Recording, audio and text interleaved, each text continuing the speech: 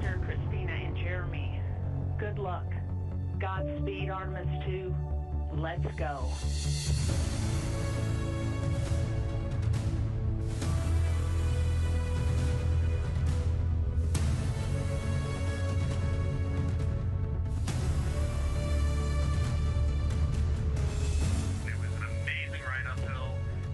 We have good separation, good motion.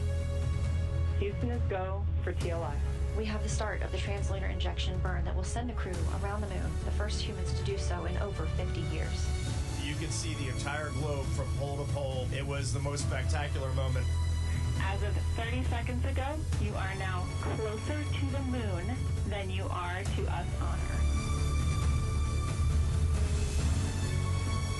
Good morning, Integrity, and good morning, Moon.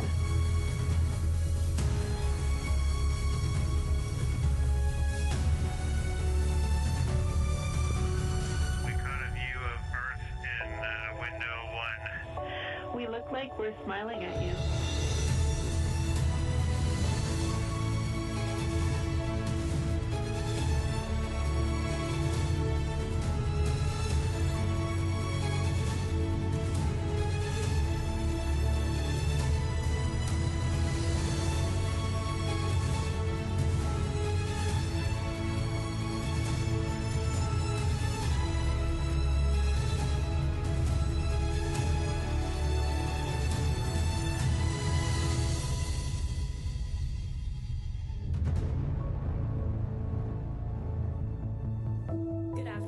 Welcome to NASA's Johnson Space Center for our Artemis II Crew News Conference. The Artemis II crew is back on Earth and they are ready to discuss their record-breaking mission with you today. Before we get into the question and answer portion of the event, we will start with some brief opening remarks from Reid. Go ahead. Thanks, Courtney. Well, that just happened. It's great to sit here and watch your mission go by in a short clip there. What an amazing journey that was.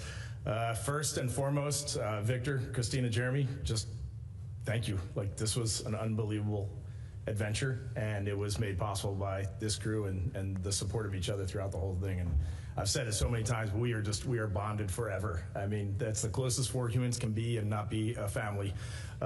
So it was just an amazing adventure, and every single person on that crew lifted each other up the entire time. So I just can't thank the three of you enough. Thank you. While we're giving thanks, you're welcome. While we're giving thanks, as astronauts, I feel like we're just always thanking the team. We're always thanking the team. So I think today we're just going to start by thanking the world. Let's just thank the world, and let's break that down for 1 minute, and then I'll hand it back to Courtney. But this NASA organization and their international partners, they put together this amazing vehicle, the Orion spacecraft that we named Integrity atop the Space Launch System, riding to the moon on a European service module. They provided this massive structure that was able to push 4 humans around the moon and bring them safely back. So thank you to every single person that had a hand in building that machine, because it was a magnificent machine. But then we would also be remiss if we didn't thank the media, if we didn't thank the content creators, and if we didn't thank the world for just tuning in for a second and getting hooked on this mission. We were certainly hooked on this mission, but when we came home, we were shocked at the global outpouring of support, of pride, of ownership of this mission. And really, I think at the beginning, that's what the 4 of us wanted. We wanted to go out and try to do something that would bring the world together, to unite the world. And then I'll just wrap that all up with the astronaut's creed is always to launch as friends and land as friends. And when you live together in a small group for as long as you do on the space station, or even 10 days, it's a challenge. But I am here to tell the world, we launched as friends and we came back as best friends. Thank you. All right, and with that, we will begin taking questions. Due to the limited time we have today and the high volume of requests, we ask that media limit themselves to 1 question, please. We'll start here in the room with Will. Go ahead. Hi, Will Robinson Smith with Spaceflight Now. It's wonderful to see you all again in person this time. Question for Reid, since you brought up the name of your spacecraft and announced it back in September when we last saw you here in person.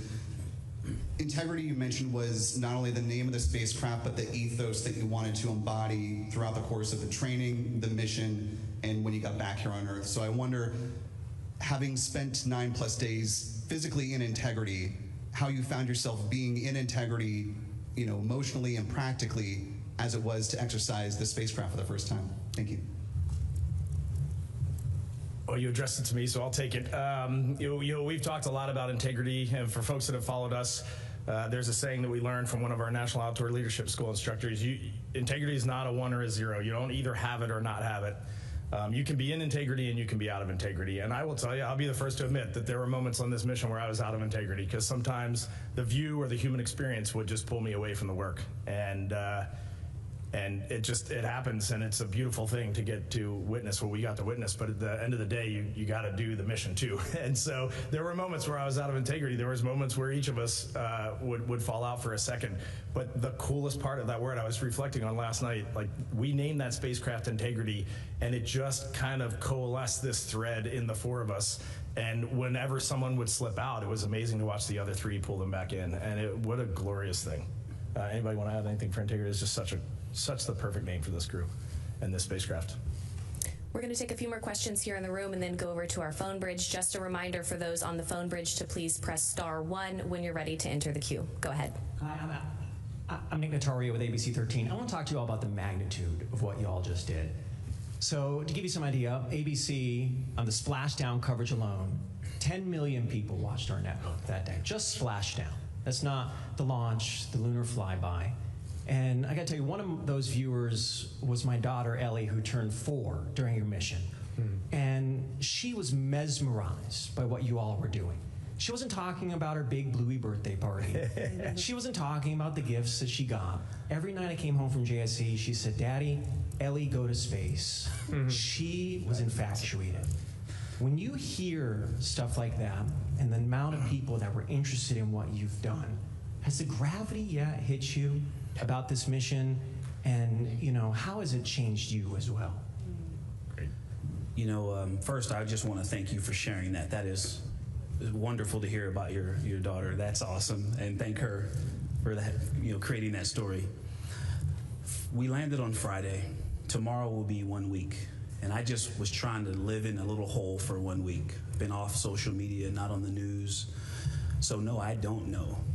But, my kids have made it pretty clear, my neighbors, and, it's hard to live in a bubble nowadays. I'm trying very hard. But I think it's, what I've come to realize is we did what we said we were going to do. Yep. And now we've got to step out and just face that reality. And so that's a great thing. But I'll figure it out tomorrow. Courtney started this by saying the crew is ready. I'm really not, but I will be next week.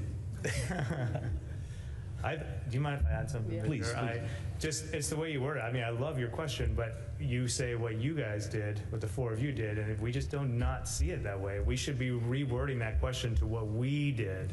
That's what this was. We just went up and did what we were going to do. All we saw was a camera. We didn't have that connection with you. We lost that connection with Earth by and large. And so we just leaned into what we had. We leaned into each other and mission control, which is really all we had in our families a couple times. But we did that because we had been lifted up and supported to just go up there and be ourselves and just do our job. And we went into it thinking, it's not going to be perfect, but it's going to be good enough. Seems like it was good enough. I'll add a little bit, just my personal perspective. When I got back, as someone who doesn't necessarily like attention, I don't like the birthday song being sung to me, any of that. My husband said that before I got back, he had a conversation with my brothers and sisters, and they were like, "Who's gonna tell her?" Because we didn't know.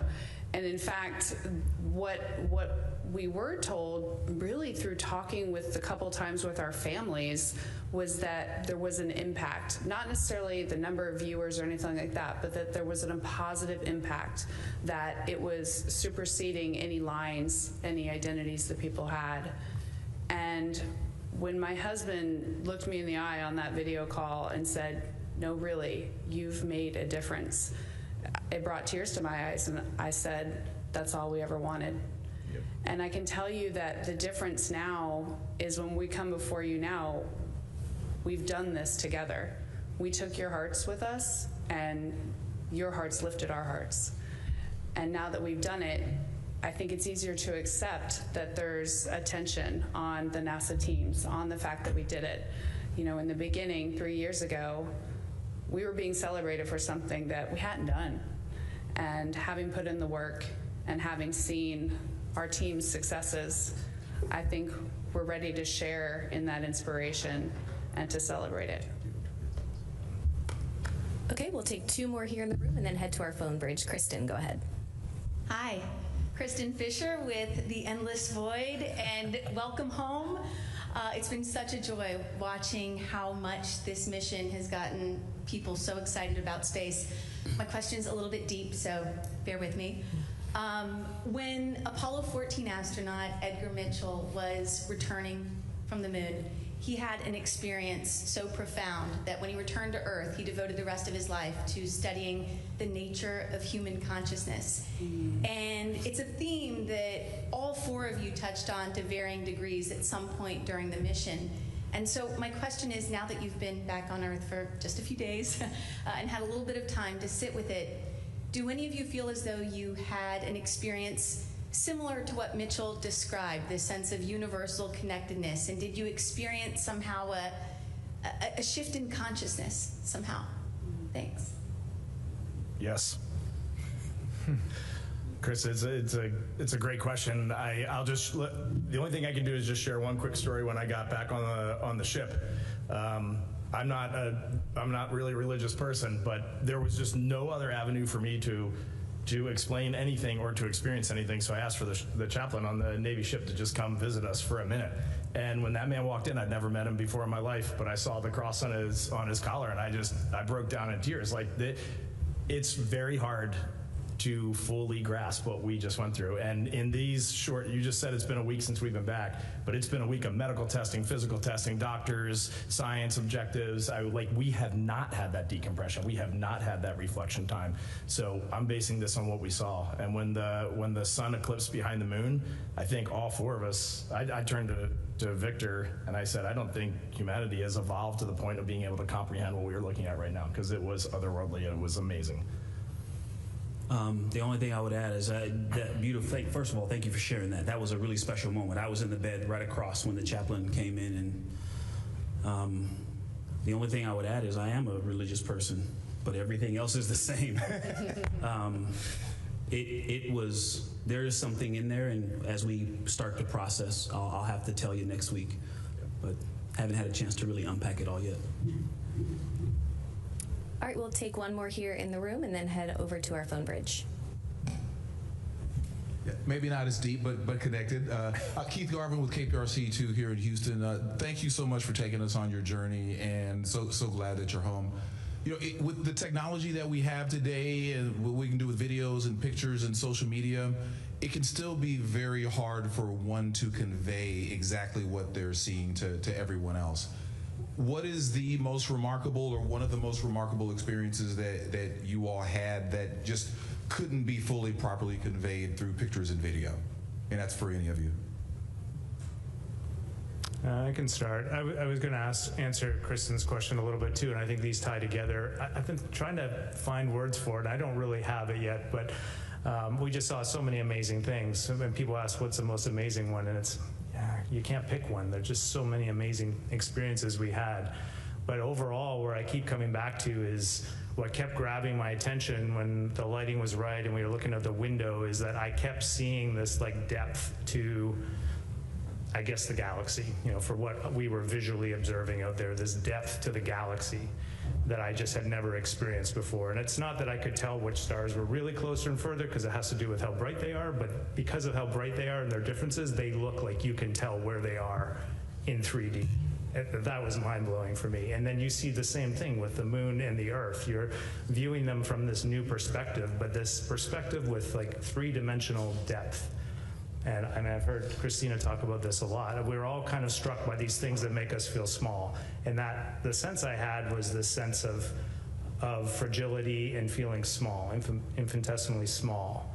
But yet, this very powerful feeling as a human being, as a group. And that is what, to me, is what I would try to share. I saw it in all these sites over and over again. I kept seeing that same thing and that same feeling. Small and powerless, but yet powerful together. Beautiful. Okay, we'll head over to our phone bridge. Our next question is from Nell Greenfield with NPR. Hey, Hey, welcome back, everybody. Tell me about your sleep. Have you been having any dreams of the moon? And if so, what have the dreams been like?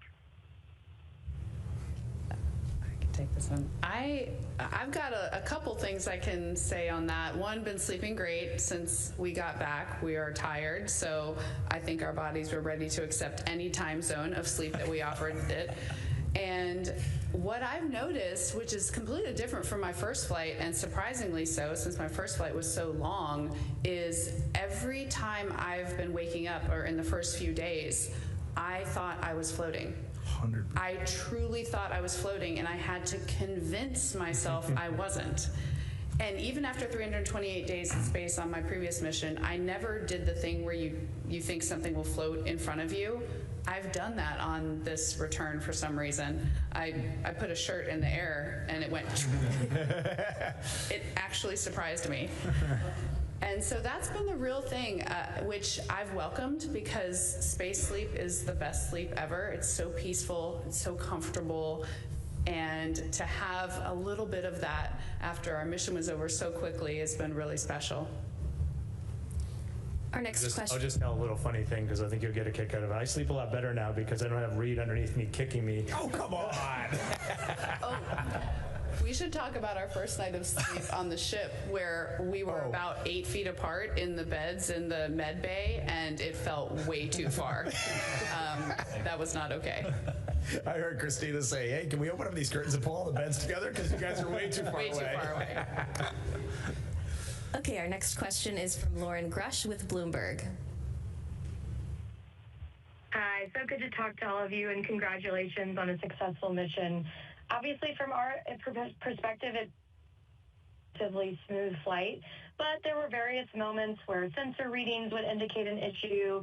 There's also an issue with extra leaking from the valves on the helium pressure system that was brought up a few times.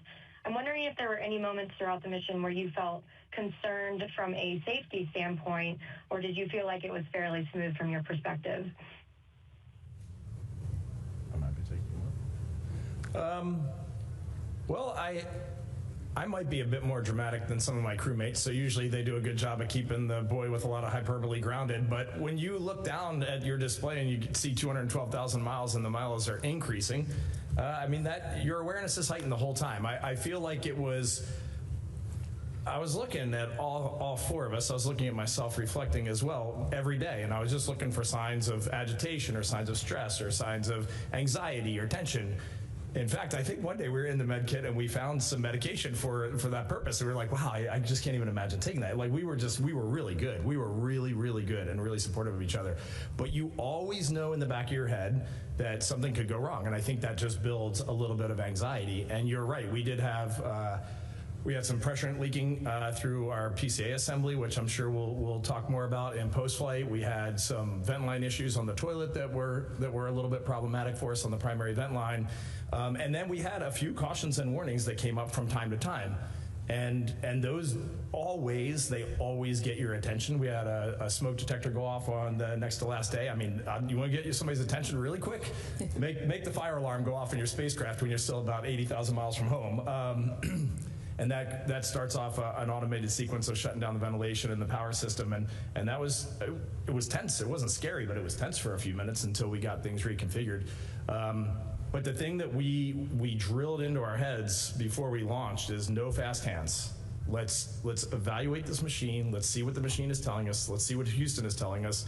And then let's come to an integrated decision. But nothing had to happen quick. And this machine, I was talking to our program manager last night on the phone for just a minute, Howard Hugh, and there are always things we need to improve. Always. There are ways we need to do better living in space. There's a way this machine needs to be improved. But my own personal opinion, they could put the Artemis II Orion on the Space Launch System tomorrow and launch it, and the crew would be in great shape. So this vehicle really handled very well. All right, next up, we are going to head over to the Canadian Space Agency for 2 questions. Yeah, hi, Sarah Levitt from CBC News. Question for Jeremy. I wanted to ask about if you've had a chance to take out the garbage since your wife was griping about chores while you were away. But I have a more serious question. You spoke in your post-splashdown remarks about gratitude, joy, and love. And I know Reid had said that there hasn't been a lot that has sunk in yet, but I wondered if there were other emotions that have come to you since seeing Earth the way you did, since seeing the moon, being the 4 sets of eyes that have only ever seen the far side of the moon. I think what I've reflected on, and Reid covered it in his opening remarks, is I found it really refreshing to find out how people have followed the mission and been creative with the mission, and there's lots of funny stuff online, and that really resonates with me a lot. And it just reinforces something I already knew, but humans are just great people in general. We don't always do great things, we're not always in our integrity, but our default is to be good and to be good to one another. And what we saw once we've gotten back, the little bits, I haven't seen a lot yet, but I've seen a bit. And what I've seen has brought me more joy, but more hope for our future. And I just can't wait to see what we do with it next. Okay, we should have one more question from CSA.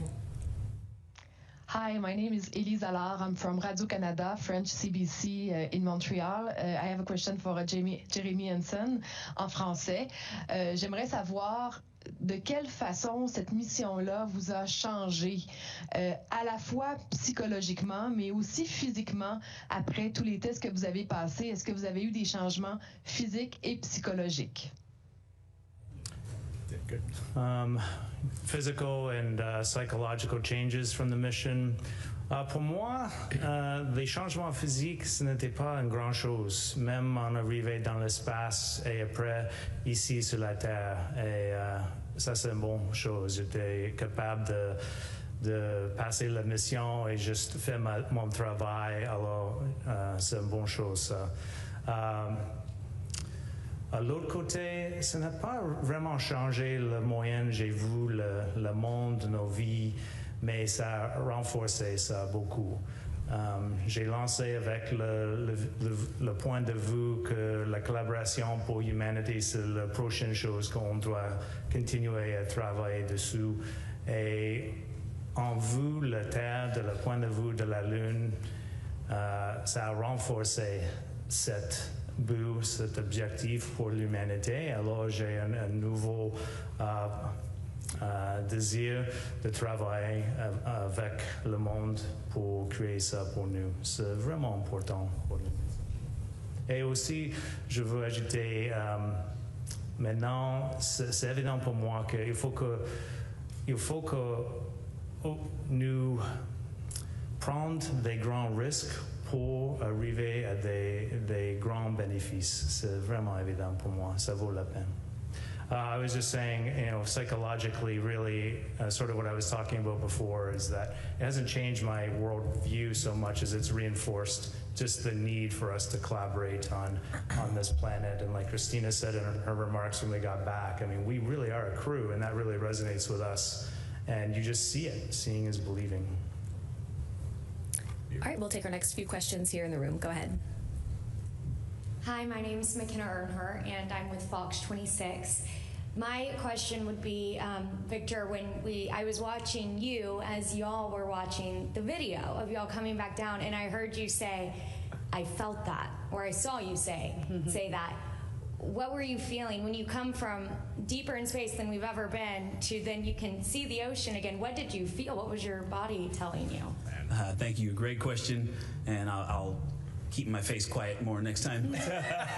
No, the moment, well, first of all of the things. That was a very intense 13 minutes and 36 seconds. That moment was when the drogues released, and then the pilot chutes and the mains came out. In Dragon, I've experienced a similar entry, and in Dragon, the drogue chutes don't release the same way in the same sequencing. And so I don't remember feeling, back to free fall from having drag or G on the vehicle. I think those actually are still connected to the vehicle as the main chutes come out. On that vehicle, I remember feeling the yo-yo, though, as the parachutes were breathing. I could feel that 30, 20 feet moving up and down. But when the drogues cut away, we went back to free fall, and watching that on the video felt almost the same way it felt in the video, or in the vehicle. I would tell you, I've never been base jumping, I've never been skydiving, but if you dove off a skyscraper backwards, that's what it felt like for 5 seconds. And then the mains, the pilots in the mains came out, and it was glorious. Yeah. Okay, we'll take our next question right here. Go ahead. Hey guys, I saw Christina posted you brought some Super Bowl confetti from the Eagles up there with you. I'm just curious if anybody else brought anything sports related or something that you absolutely had to take up with you. Yeah. Oh, from a general sense, we all do get a very small allocation, mass allocation, and on this vehicle it's very small. So we were just trying to think of things we could take. Like I took a couple notes from friends and things that I had written down, some great quotes. And then I just, on my way out of my house, I just grabbed this bracelet, which my daughter had made for me a couple years ago. I was just like, I need something that I can just wear and take. And oddly enough, like it was the coolest thing for me to just be grounded every night when I would get my sleeping bag and I would see this thing, and it's just like, it's that connection to home, to family, and to my daughters. And that was an accident, and it was a hugely successful thing for me. It really helped me stay grounded on that mission. So those things can come out of nowhere. Things that were so important to you when you launch can be less important in space, and things that were just an afterthought in space can become the absolute most important thing that you can possibly take. So I think overall we did a pretty good job with that. And I've said it before, but just listening to them communicate with their families on those tiny little moments that we got to communicate with our families. We each got 2 chances to call. And for me, that's one of the most lasting impacts of this mission, was listening to your friend and crewmate go into this other world with this headset on for 15 minutes and giggle and laugh, and every one of us cried. I mean, nobody didn't get through those things without crying. And then you would take those headphones off at the end, and it was like coming back into a different universe when you would come out of that family conference, and it just reminded you how important that is right there. Okay, we'll take one more here in the room and then head to our phone bridge. Go ahead. Hi guys, welcome back. Glad to hear that you've been sleeping well. This is Jishnu Nair with the Houston Business Journal, and this question is for all of you, coming actually from a group of our younger readers. One thing I noticed during the 10 days that you guys were up in space is that we got so many emails, DMs, notes, whatever, from younger folks expressing how cool it was and how they or their little brothers or their sons or daughters could get started. And we heard from leadership on Friday as you guys were re-entering. We heard from leadership that NASA wants to be doing these missions more often. They want to be doing them faster, and they want to be getting humans to the moon and beyond, hopefully. And so from some of the first people to actually have done it in quite a while, what's one piece of advice maybe that maybe each of you could give to these younger folks who are looking skywards now? You want to just go right down the line? I would say the big thing for me, and we saw it in this mission, is I think we're starting to lose scope as a society that you do have to go do things. Like, you have to go do really hard, really challenging things, and you have to go move the needle. And that actually means like bending metal and fueling rockets, or that means inventing a new way to do surgery. But we have got to get our hands out there and engaged. Our hands and our minds have got to be engaged. I think, there's a professional path that folks are going to take to get into whatever profession, and then, that's kind of a springboard to get this job. This is no one's first job. It's not an entry-level thing. But I would encourage them to start now, before they even are on that journey, to really get comfortable asking questions and then listening to their peers, but also to their mentors. I think that has been a game changer for all of us. There's so much to know in this business, and none of us knows it all. Yes, it is my call sign, but I do not know everything. And we have to rely on the wisdom of the village so much that it needs to be a part of, it needs to be unconscious. You need to be unconsciously competent at asking a question, or when people are just having a conversation that impacts something you need to know, to just savor it, take it in, and make it a part of what you believe. The three things I've always encouraged young people to do, I think still apply: to be gritty or resilient, to be a lifelong learner, and to be a good teammate. So good. I love everything I've heard. The three things that I usually say, and I don't think they've changed, are find your fulfillment. I used to say find your passion, but for me it's changed to find what you can do the slowest for the longest and still absolutely love it and go in that direction. Do what scares you. Path of least resistance isn't usually the path that will give the most back to the world and give you the most sense of courage and confidence. And finally, support those around you. The benefits that compound when you support those around you and they support you back are just immeasurable. Maybe the one I'll emphasize is just follow the example that people saw here. Don't do it alone, and share what you're trying to accomplish with others, because you need the support of others to do big things. And so share your goals, be brave enough to share them, and then you'll be surprised how people surround you and lift you up to accomplish them. Nice. All right, we'll head over to our phone bridge. Our next question is from Andrea with the Houston Chronicle. Hi, I'd like to ask about mental health. You know, it was a very busy mission. How are you able to take care of yourself, you know, get some rest and some me time when you guys are sharing just that small area throughout the mission? Thanks.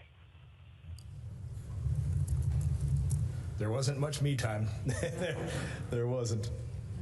You know, we have sprinkled this in throughout other topics, but everything we did up there was a 4-person activity, minimum. Everything. How we ate, slept, flew the vehicle, and some of it was on purpose. A lot of it we realized real time. When Jeremy exercised, we were all exercising. It was a team effort to the last, period, and so I just want to emphasize that we actually, I think the me space was maybe a myth. That 15-minute checkout when you're talking to your family, it did feel like being teleported out of the vehicle, but you teleported right back. And so we embraced that. That was a part of it, though. That was a facet, a flavor, an ingredient of how we flew the mission. And instead of trying to avoid it, I don't know, I'm speaking for us, and we also don't do that often, but I would say from the proof in that pudding, we leaned into it and used it as a way to get through instead of trying to fight it the whole time. Yeah, I think the one thing I want to add is just we have tried over the last 3 years to be very good at communicating, which is what you just said. But just if you have a bad night of sleep, or if something is angering you, or if something is off in your balance, just talking about that to the other 3 crew members, just so they know where you are, where you're coming from today, and that it's not directed at them, and they can help you out. And I don't know, as soon as you have the courage to kind of express that to a couple of friends, all of a sudden your friends are in it right alongside with you. And so we really got exceptionally good at communicating. I didn't think we would get as exceptionally good at like crawling all over each other for 10 days, but we did get good at that too. It's tight up there, but we really communicated extremely well on this mission from day 1 till day 10, and now, even now. Okay, we'll take our next question from Josh with space.com.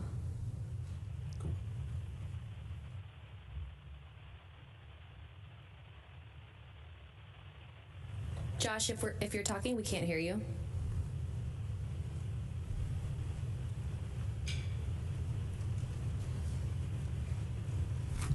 Courtney, while we wait, can I make one other comment? I just wanted to add, because, folks have followed. I want to go back and add one piece to this previous question. Thank you for asking about mental health. It is so important.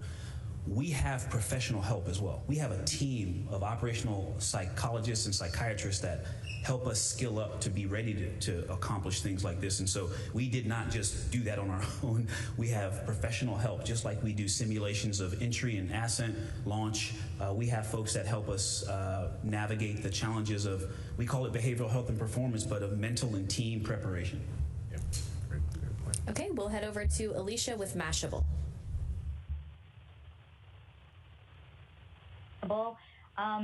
Before 2025, NASA repeatedly stated that the first Artemis moon landing would see the first woman and the first person of color on the moon. That language has since been removed from agency materials. I'd like to ask each one of you, do you believe NASA should still adhere to that original commitment for the first landing mission, and why? It's good. It's a good question. Yeah, it's a great question. Our understanding of that statement was basically that the Artemis campaign as a whole will usher in an era where that is true, and that it would happen naturally because our astronaut corps, because of decisions we made collectively decades ago, represents our entire country and our entire world in many ways. We're proud of that. We're proud that the people in our corps achieve excellence and strive for excellence in all the same ways. And the fact is, you don't have to try too hard to make that come true, to make that be the reality of this mission. You'd actually have to try harder to not make that be true in the astronaut corps that we have. And I do think that's something to celebrate, that decades ago we made the decision that everyone who has a dream gets to work equally hard to achieve that dream, and that if we're not going for all and by all, we aren't answering humanity's call to explore, which is what we do here. Awesome. Perfect. All right, our next question is from Claire Cameron with Scientific American. Hi there. I just wanted to ask a little bit more about, some of the challenges that y'all faced on the spacecraft, and particularly, a lot of our readers were particularly interested in the toilet problems. I just wondered if you could speak to that and if there's anything that you wish was different on the capsule or had been better or improved. I do not mind starting this. We probably all want to throw a little bit in. I just want to say 100% point blank, that was a wonderful toilet. The toilet worked great. Where we had an issue, and it was an issue for sure, is that our primary vent line, which takes, when you go to the bathroom at the end of doing that, you flush the toilet flushed just fine, but then when the liquid went out the bottom of the toilet, it got clogged up in our vent line, and our tank can only hold about, maybe I'm guessing like under 10 urination events, I guess that tank can hold, and then it's got to be dumped. And for the first 2 days of the mission, it was fun to watch that thing get dumped. I mean, that is an interesting thing to see out the window. It's just like a billion little tiny flecks of ice heading out into deep space. But that primary vent line got clogged or gunked, or we'll wait and see exactly what the technical reason was, and that put a limitation on us. So I definitely, for those great engineers that made that toilet, I don't want them hanging their head low. They should hang it very high. It was a great piece of gear. And then what did we learn? Like, there's always things we need to improve. I think the thing, just speaking for myself, the thing that really surprised me on this mission was how well the spacecraft handled and how well the machine supported the 4 humans on board. We were a little cold the first 2 days. They warmed it up. They fixed everything that we asked. The thing that we need to probably work on for the next mission is, now we know the things that we didn't know before we launched. Like, when you want to go into a bag and get lunch, but you got to dig through 1,000 different things to get to lunch, it makes it really hard and cumbersome to eat on a very busy day. There are different ways that we could manage the cabin during workout. Like, we have learned all these little nuances that we can make Artemis 3, 4, 5, just bring the gains down on those things so that they can focus, which we've always had on their task, rendezvousing with spacecraft in orbit, getting on the lunar surface, and building a sustainable presence on the moon. Like, we hold the key to that lock, and we've already started debriefing so that they don't have to worry about that lock. Our next question is from Robert Perlman with collectspace.com. Thank you, and let me say thank you first for the most amazing days following your journey. My question is for all of you. If the U.S. Postal Service wanted to repeat Apollo 8 history and issue a stamp based on just one photograph that you returned from your mission, what one photo would you choose, and who among you took it? The 4 of us hugging where his face is hanging out the bottom. That's the stamp I want. Yes. Yes. The country does not need that. It does. Yeah, we need it. I think something that we all feel and we try to share is how much we want to reflect back to you all how we did this. Not we as a crew, we as countries and as humans did this. And so what popped into my head as you were asking that is the picture of the Earth as we started to go farther from the Earth, and we've got this beautiful one where you can see the northern lights, because when we were getting really close to the moon, talking about looking at you and how beautiful Earth is, that represents how far we were, but it shows you.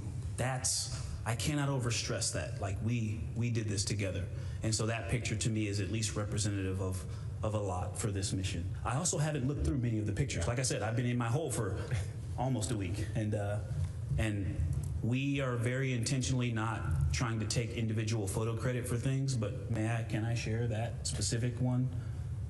He took that picture, and he worked really hard he captured a lot of things that we did not think we would be able to get on film, and so that picture was Reid Wiseman, and it was not the first try. He made the adjustments to the camera and got a great picture. So yeah, congrats, it was awesome. It is awesome. All right, we'll head back here in the room, right here in the middle.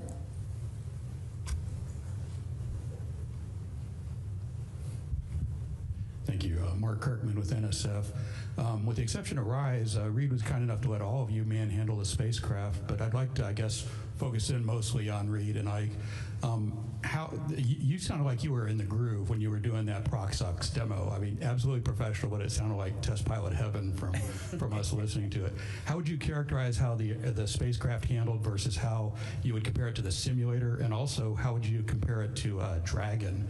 And then I have to ask, do y'all have a Mach 34-ish patch yet? Oh man, you were hitting all the things that I'm loving. So we've used Joy a lot, so I'm going to say Test Pilot Joy. Test Pilot Heaven feels good as well, but first of all, it's an immense privilege to fly a spaceship, just at all. And to fly a new spaceship is kind of an unreal privilege, and I'm really glad we all got to fly it. That is probably the most important thing. You have a perspective across. This really represents the perspectives in the astronaut office, and so that really matters. We give numbers as handling qualities ratings, but the most important thing in handling qualities are the pilot comments. And so you've got comments from an entire crew. It flew better than the sim in all areas. I think that's probably the easiest way to say it. And it was just the integration of the full thing, the crew being there, seeing the same actual, we have windows in the simulator, but they're screens, individual computer screens, so we see the same thing because it's trying to simulate parallax, but it means we're looking at actually different images, and so we're trying to call out measurements on something that is not the same thing. This camera was showing us the same thing, and Christina took a video and pictures of our upper stage, and I didn't see it for several hours, maybe days after, and it blew me away. I was like, wow, that was right out the window the whole time. Yep.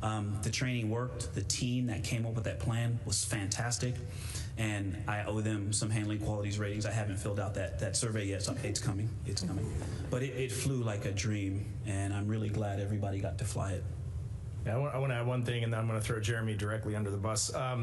But one thing that I want to just say really more to the NASA team than to the media is that first day was a daunting first day, and we were looking ahead of that day. All four of us knew how to do rendezvous and Proxops demo just in case somebody had motion sickness or was out of the picture.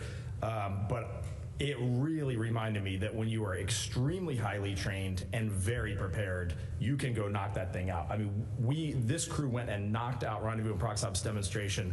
I haven't looked at the tapes, but it felt flawless on board, and I was running procedures. He was flying the spacecraft.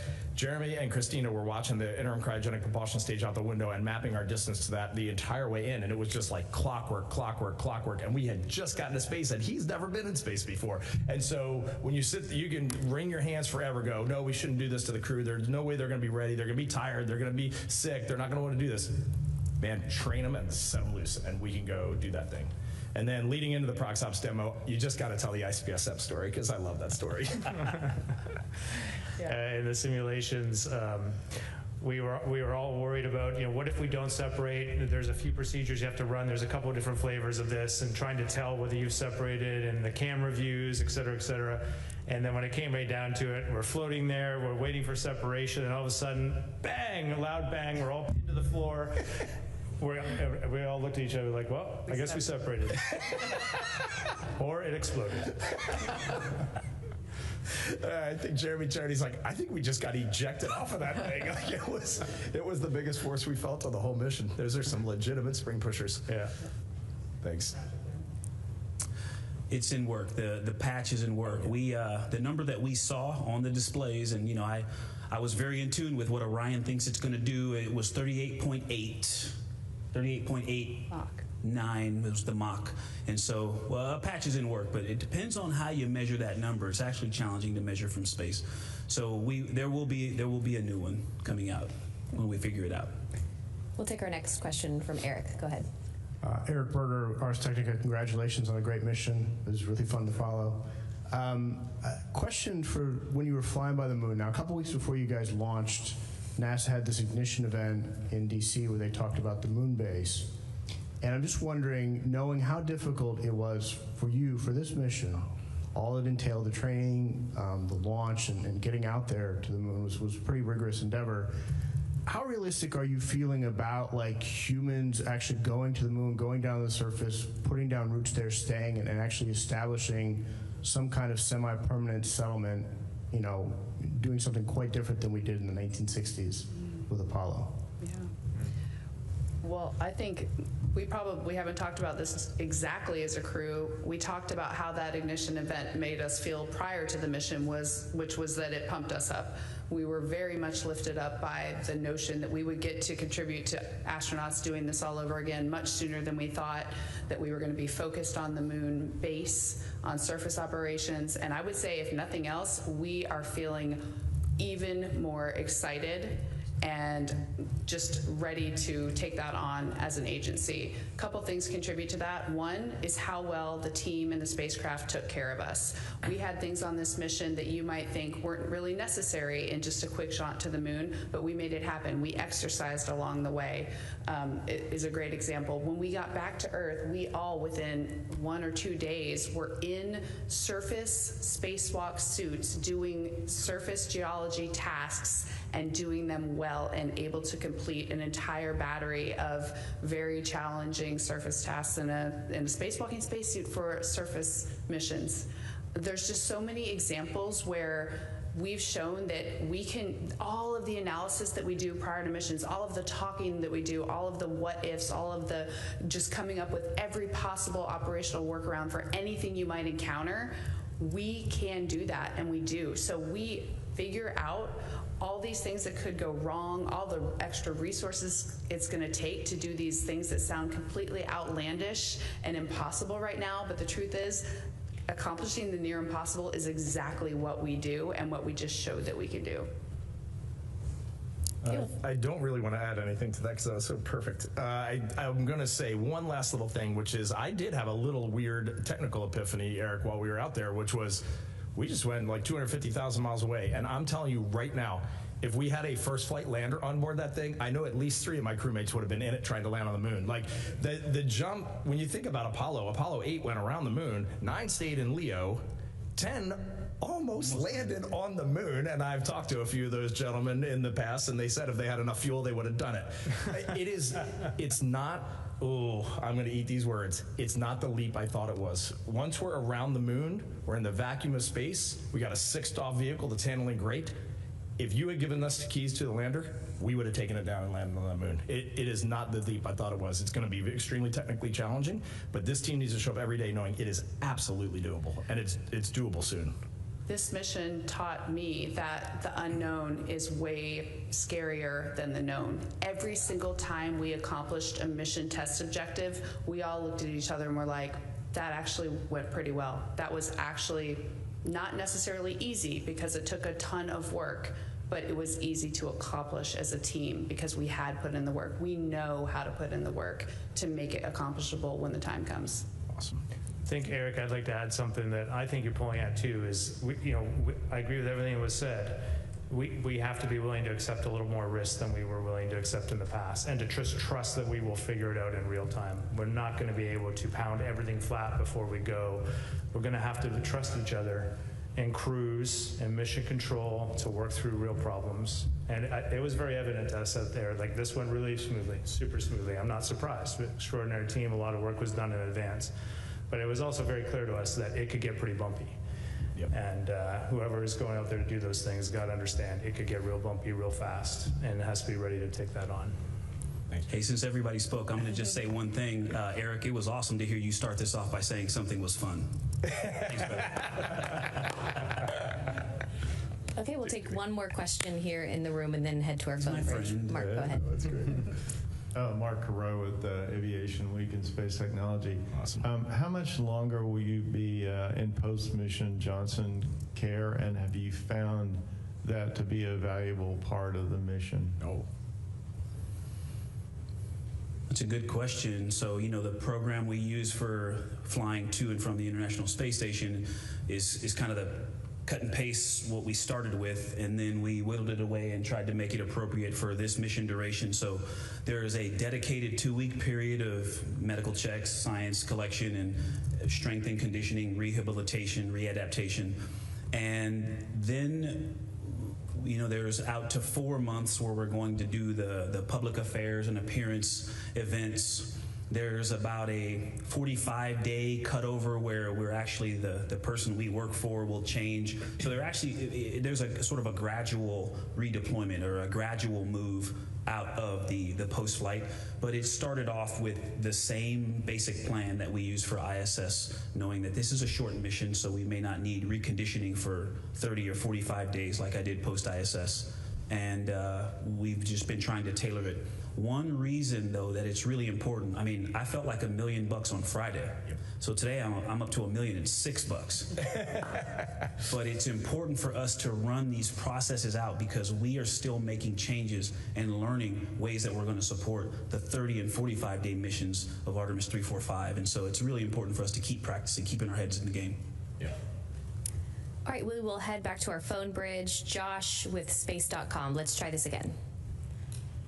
Hi, Josh Finner, space.com. Hope you can hear me this time. Can y'all hear me this time? Hello? Yes, we have you loud and clear. Oh, excellent. All right.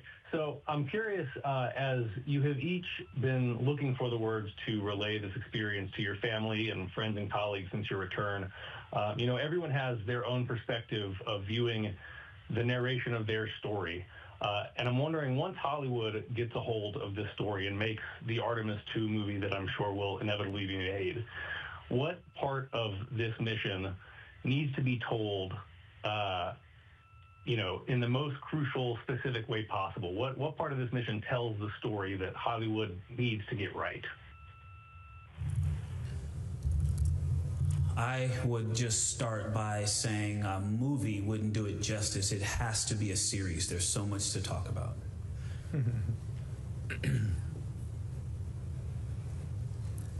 Okay, we will take our next question from... Well, wait, we gotta honor that one a little. Just give us a second, Courtney. I guess the thing that might be hardest to convey, no matter what the platform, would be how much it meant to us to bring everyone along with us, and how much it meant to us to hear that the mission had an impact. I cannot overstate how important that was to us. It was every bit as important as accomplishing the technical goals and being there for our NASA teammates, was to make this the world's mission and for it to have a positive impact on as much of the world as possible. All right, our next question is from Marcia Dunn with the Associated Press. Oh, hi, welcome back. Reid, for you, please. I was looking for a report card on the heat shield following re-entry. What are you hearing on how it fared? Was there very much damage? Thanks. It's a great question. It's,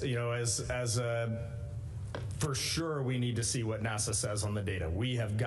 They are going to do to this heat shield what they did to Artemis 1, and we are going to fine-tooth comb every single, not even every molecule, probably every atom on this heat shield. But the four of us, when we got off the Navy ship, the USS John P. Murtha, we were getting ready to get on the helicopters, and I think we all kind of agreed that we heard that integrity was in the well deck there, and we did not feel right leaving that ship without doing two things. Number one, we wanted to see our spacecraft. We wanted to go look at that spacecraft. And number two, there was a gentleman who led the Charlos investigation team after Artemis 1, a single named Luis, but he managed a great team. And we heard he was on the ship, and I needed to hug that man. I needed to go see that man and thank him, because the data that they pulled from Artemis 1, I think Artemis 1 is probably the most studied heat shield in the history of spaceflight, for sure the history of human spaceflight, maybe the shuttle in its early days, I don't know. But they figured out what was wrong with that heat shield, they determined root cause of that heat shield, and then they left it up to NASA to decide, are we gonna fly a different heat shield, or are we gonna change the trajectory and fly as is? And they gave us, NASA, the options to do what we thought was right. And we modified our trajectory. We came in with what's called a horizontal target line somewhere around 1,700 nautical miles. We were originally like out at 2,300 and we were gonna float through the atmosphere for a long time, but that was where the Artemis 1 heat shield was seeing problems. So we came in fast and we came in hot. And I will tell you, looking out the window that whole way in, it was a smooth ride. It was a very smooth ride. I think Ike and I maybe saw 2 moments of a touch of char loss. Certainly when we went up to the vehicle, there was a little bit of char loss on what's called the shoulder, which is kind of where the heat shield meets the structure of the cone shape of the spacecraft. But the bottom, we leaned under and looked at the bottom of that thing, and for 4 humans just looking at a heat shield, it looked wonderful to us. It looked great. And that ride in was really amazing. All right, we'll take another question on the phone bridge from Anthony Leone with Spectrum News. Hello, welcome back. Thank you for taking time to answer our questions today. We touched on a little about the future missions. What piece of advice do you each have for the future Artemis crew who will land on the moon again? Thank you. Man, I'm taking up a lot of CO2 today. I'll keep this short. You have got to invest in each other. That's the #1 thing I would say. After that, I would tell them to, well, something that was shared with us from the crewed flight test, the Boeing CFT crew, ask more questions. That's a great one. Mm-hmm. Yeah. I would say, in addition to those, remember that you are part of a team. Something that we do well is we always thank our teams for what they've done. And something I always add to that is congratulations, because to say thank you sometimes to me seems like there's an assumption there that we're the one that did it and everyone else supported, but that's not how I see it. I see it as we all are 100% teammates. If anything, we did the least. And congratulations. Say that every day to your teams, your teammates. You're probably the last one that got added to this team. That's a great answer. Mm-hmm. Yeah, that's a tough one to follow. I'd probably, if I had to give them some different advice, I'd pivot back to the technical and just that really getting to know the parts of your spacecraft that you could end up alone. Just, we thought a lot, this crew, we spent a lot of time thinking about what if we don't have mission control and what are the critical things to keep us going long enough to get back in touch with mission control. And I think that always needs to be an area of focus. Great.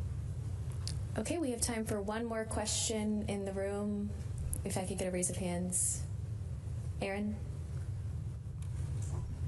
Hi, Erin Winnick-Anthony for CBS Mission Unstoppable. For Christina, you said advice for the crew as a whole, but for the astronaut that's selected to be the first woman to walk on the moon, do you have any specific lessons learned or advice to pass along to them? For me, I think the biggest word about all of the superlatives that you're going to encounter, all of the things that you're going to be asked to do, react to, be a part of, contribute to, is it's humbling. And if you remember that being part of a team is your main goal and the main thing that you put ahead of everything else, that when the world tries to make the accomplishment something different than what it really is, which is a team accomplishment, you will know, and the things that you say will reflect how you really see it. And it's beautiful. All right, that is all the time we have for today. Thank you to the Artemis II crew for your time today and for such an inspiring mission. And thank you to our media for your continued interest in NASA's Artemis II mission. We'll see you next time.